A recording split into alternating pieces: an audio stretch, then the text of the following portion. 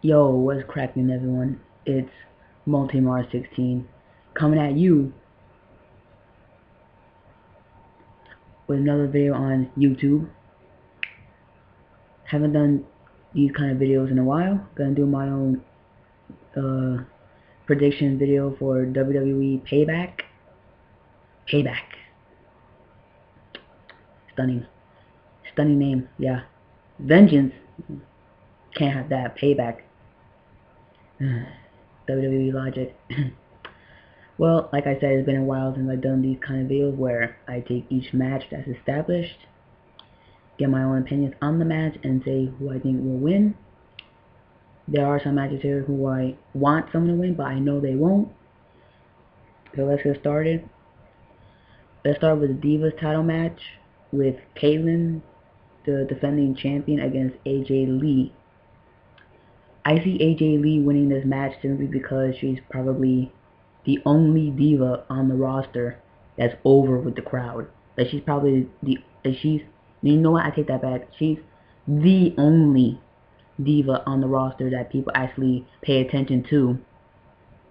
So because of she just gets a better reaction than the other divas, where they look at the other divas and they but then with AJ Lee, it's like, oh look, and then like maybe 10, 15, 20 minutes later, so it takes longer for the audience to yawn when they see AJ Lee. So I see AJ Lee winning this match just to get her over, and plus Dolph Ziggler's the world champion, so why not? Dean Ambrose versus Cain, with Dean Ambrose defending the United States Championship. That's kind of weird. It's not Team Hell No, it's Cain doing his own singles match, but whatever. I am a big Cain mark, just like I am a mark for The Undertaker.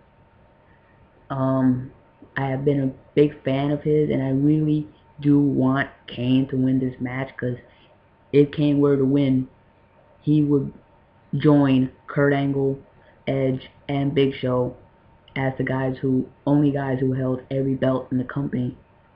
But since they're trying to put the Shield over, Dean Ambrose over, I see Dean Ambrose winning this match, even though I really want Cain to win, because I am a Cain mark, just like I am an Undertaker mark.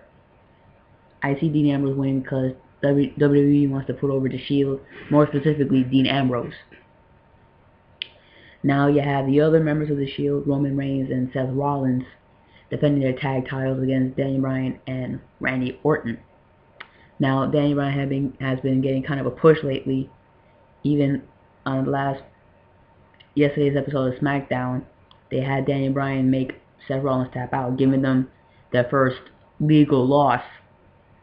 So what I see happening in this match is that I see the Shield retaining, because Randy Orton does something to screw Daniel Bryan over. Like, we might see a Randy Orton heel turn, because I don't see the WWE turning Daniel Bryan heel, even though he's been getting these big face reactions. They put him up against the Shield on that one episode of SmackDown where everyone marked out at the end for Daniel Bryan. So I don't see the WWE turning Daniel Bryan heel, even though Daniel Bryan has been getting a lot of these big face reactions. I see Randy Orton going heel. Maybe, I don't know, maybe be jealous because he wasn't the one who took out the Shield, and Daniel Bryan was. So he says, oh, Daniel Bryan took out the Shield and I wasn't, so screw that. I'm going to screw Daniel Bryan over. Maybe finally make him into a heel again and make him more interesting. So I see Roman Reigns and Seth Rollins retaining their titles because of Randy Orton doing something. Or maybe Daniel Bryan, but I don't know.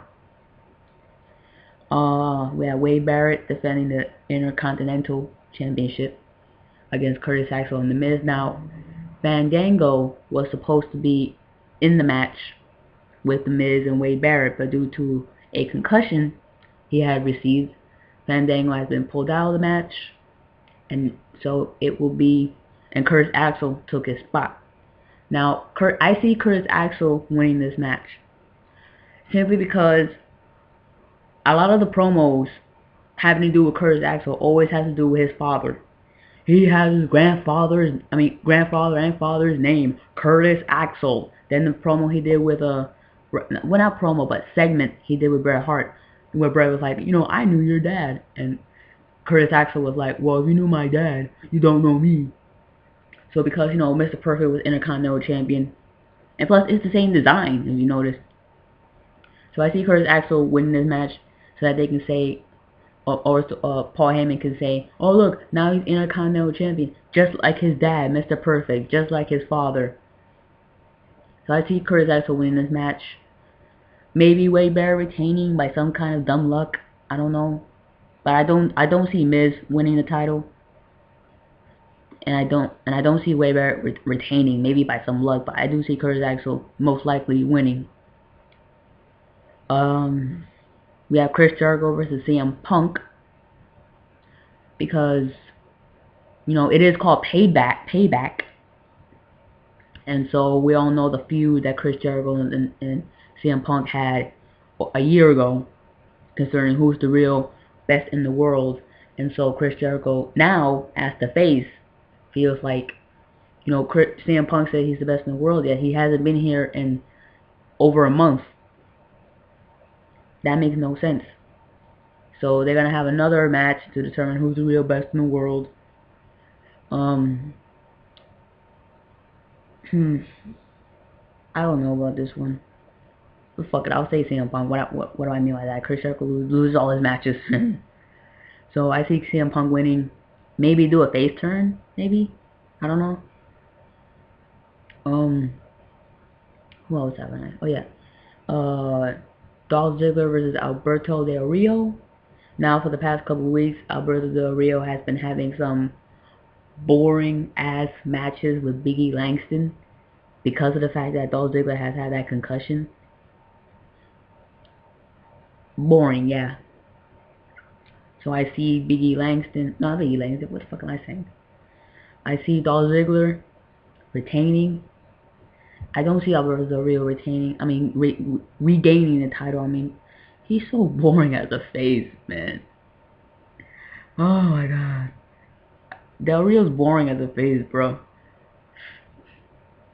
So let's see that. Okay, now we got the main event, the 3 Stages of Hell match with John Cena and Ryback. Now, Ryback has been losing all his matches since, I believe, Hell in a Cell last year. He lost every single one of them. Even at WrestleMania when he faced off against Mark Henry, and he was supposed to have his big moment, Mark Henry still beat him. Why couldn't Mark Henry beat John Cena for the title? You know what I'm saying? At least Mark Henry had a stronger push.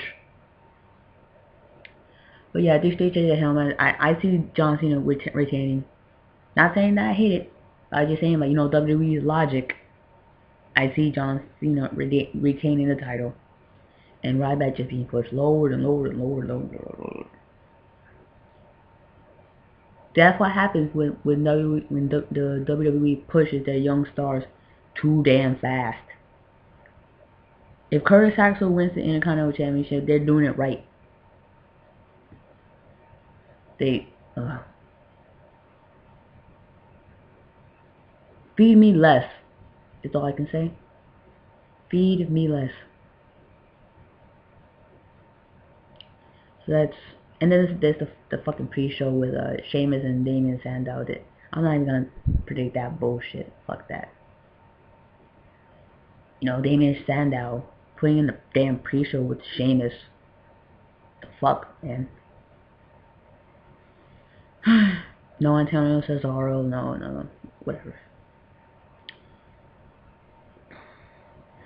So yeah, those are my predictions for WWE Payback. Got some payback for you, boy. John Cena got some payback for you.